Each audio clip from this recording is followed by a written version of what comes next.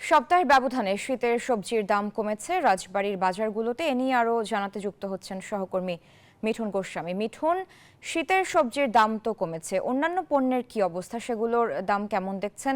ক্রেতা বিক্রেতারা কি বলছেন?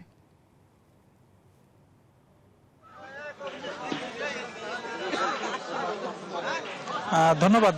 রাজবাড়ীর বাজারগুলোতে সপ্তাহ ব্যবধানে প্রতিটি সবজির কেজি প্রতি দাম কমেছে 20 টাকা করে। যেহেতু শীতের সবজির সরবরাহ বাজারগুলোতে বাড়তে শুরু করেছে, যার কারণে প্রতি কেজি সবজিতেই কিন্তু দাম কমতে শুরু করেছে। গত সপ্তাহে যে ফুলকপিটি 50 টাকা করে বিক্রি হয়েছিল সেটি কিন্তু এখন 30 টাকা কেজিতে বিক্রি হচ্ছে। এছাড়াও মূলা, আলুর দামটি অপরিবর্তিত রয়েছে, মরিচের দাম কমেছে, আকার ভেদে লাউয়ের দাম কমেছে।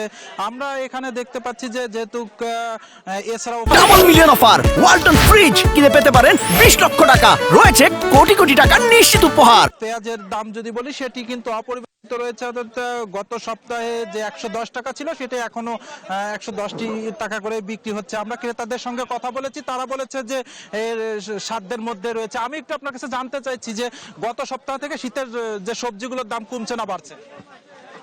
আপনারা কিসের বলেন যে কি দাম কমছে না বাড়ছে? আচ্ছা, গত সপ্তাহ থেকে ইনশাল্লাহ পর্যাপ্ত পরিমাণে আমদানি হয়েছে এবং বেশ কিছু মানে বলা যায় যে কেজিতে 10 টাকা 15 টাকা কমে গেছে।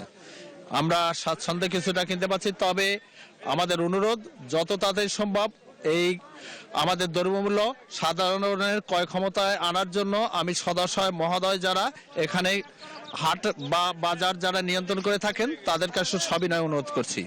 আমরা ক্রেতাদের সঙ্গে কথা বলেছি, তারা বলছে কিন্তু যে এই সবজির দাম কিন্তু কমেছে, তবে অন্যান্য যেসব দ্রব্য রয়েছে সেগুলোর দাম এখনো অপরিবর্তিত রয়েছে। যার জন্য তাদের দাবি যে খুব দ্রুত সময়ের মধ্যে এই সকল দ্রব্যমূল্য যাতে ক্রেতার সাধ্যের মধ্যে আনা যায় সেটি কিন্তু দাবি করেছে কর্তৃপক্ষের নিকট। এতটুকুই ছিল রাজবাড়ী থেকে আমার কাছে সর্বশেষ তথ্য।